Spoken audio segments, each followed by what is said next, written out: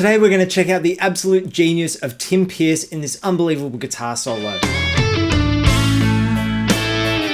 So this track, originally written by Charles Brown in, I think, 1960, was recorded by Bon Jovi in potentially 1992 and released in 1994.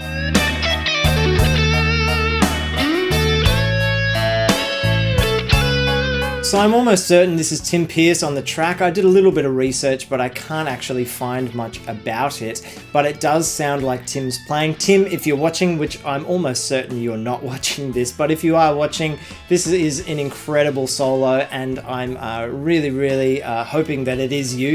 If it's not, correct me down below. That'd be awesome to hear from you either way. What's awesome about this solo is its simplicity in the actual approach whilst playing over these quite complex chord changes. There's a lot of chords that happen beneath over this solo section, and this is absolutely what I love about this solo.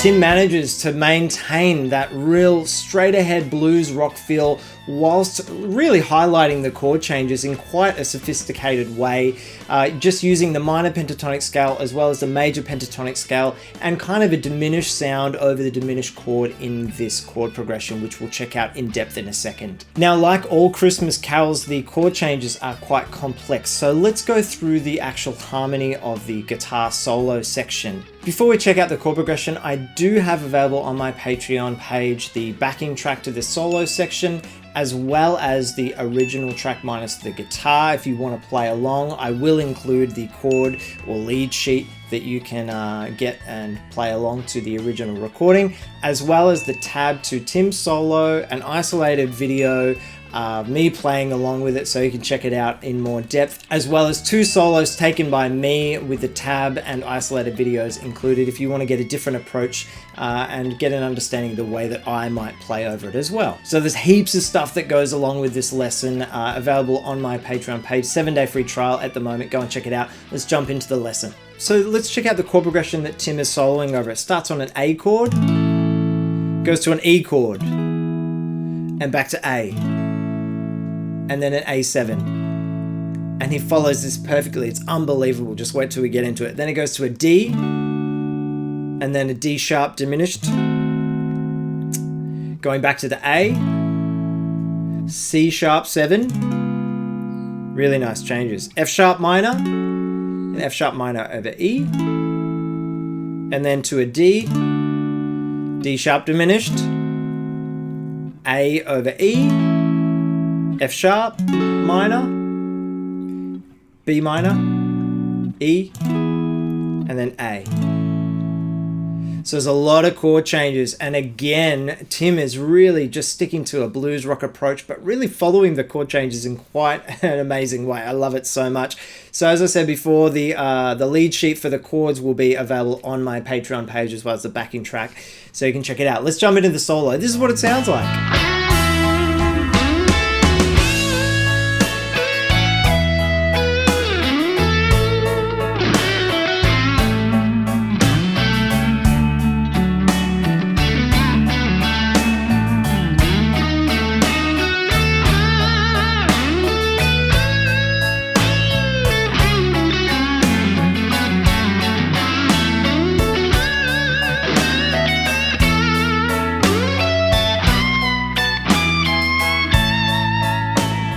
So let's go phrase by phrase. Now, the entry to the solo is actually over an E augmented chord.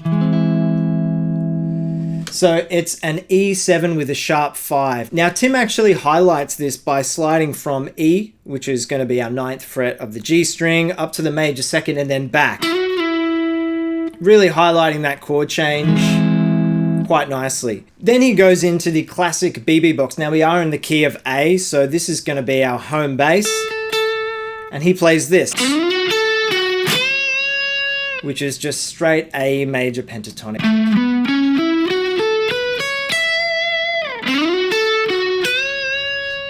Then over the E chord, he highlights it perfectly while still staying to the major pentatonic notes. So check it out. I'm really imagining sort of this pentatonic shape. He's hitting the major third of A and the sixth, but really sliding into these two target notes, which is over the E chord, the perfect fifth, and the root note. And then going back to the BB box. Now, when we hit the A7 chord, he plays a line that sort of highlights that, going from the major sixth to the flat seven, then releasing it to the fifth. So that's, and then hitting the major sixth, and then hitting the minor third, blurring the line between the minor third and the major third by bending it, and then the root note. That's, in my opinion, I've seen Tim play a lot on YouTube, and that's sort of classic kind of phrasing of his. So then when we hit the D chord, he's sliding up to the major third of D, then hitting the perfect fifth of D, and then landing back on the major third of D. Now these are still A major pentatonic notes. That's what's really interesting. But again, I imagine that he's thinking about the chord that we're on. And then he plays this cool phrase. I really, really like that. Again, all A major pentatonic, but what's interesting is bending that the major second of A up just a little bit. Just blurring the line between the major second and that minor third.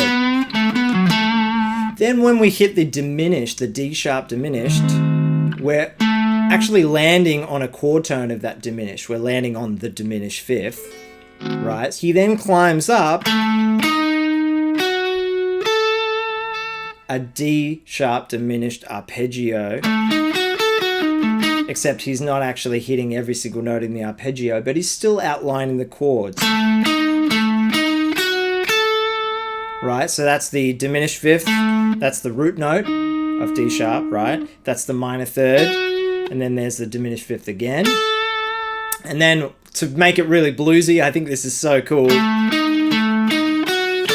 he bends from a full step below that diminished fifth, which is actually, you know, sort of minor pentatonic, A minor pentatonic. And if you were to try and get around this diminished chord in a different way, I do have other approaches on my Patreon page that I've got tabbed out. It's me playing. You can approach it with a more bluesy sort of thing with the blues scale. You can highlight the chord really, really nicely with that. You'll have to check that out on my Patreon page. And then we're back to the BB box. Classic line, releasing it, down to the root note. And then this is where we're at the C sharp 7 chord. So I don't really know what he's thinking here, but check this out. What he does is, that's again all A pentatonic. So here we're actually really mixing the major and minor pentatonic scale. And he blurs that line between the minor third and major third of A, which actually lands on the root note of C sharp, right? So it's going,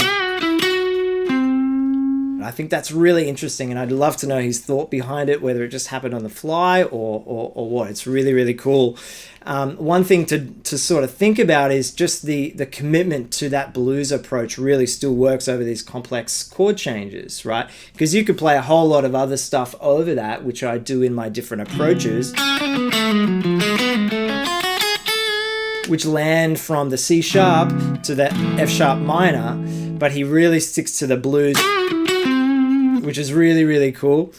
Then continues to play some minor pentatonic sort of lines over the top of that C sharp chord, still sticking to that blues sound, really, really cool. He goes down to here.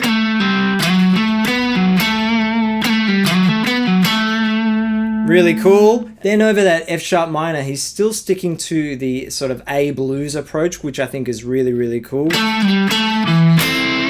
Right? So this is sort of like a really, really big moment. It's sort of a lot of tension from the C sharp to the F sharp minor. So let me just play through that slowly.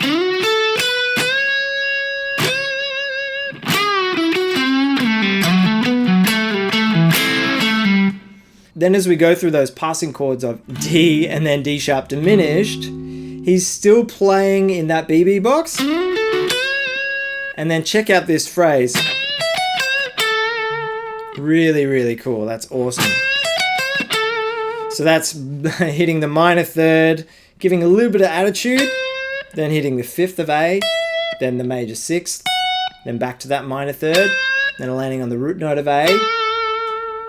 Right, then we're going into more of a classic phrase, really up quite high, hitting the major third of A, the perfect fifth, the root note, hitting the major second and giving it a half step bend and then releasing it, then hitting the root note, hitting the perfect fourth, going to the minor third, a little bit of attitude, and then hitting the root note. That last phrase sounds like this.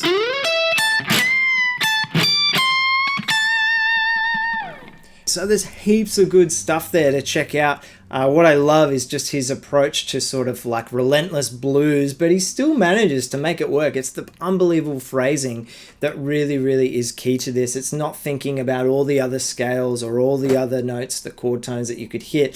He's sort of just, I believe he's using his ear, and it's just absolutely genius over this chord progression. Now, if you do want to check out my different approaches, again, it's available on my Patreon page. Link is in the description. You get the backing, you get the lead sheet, you get the tabs, the isolated videos.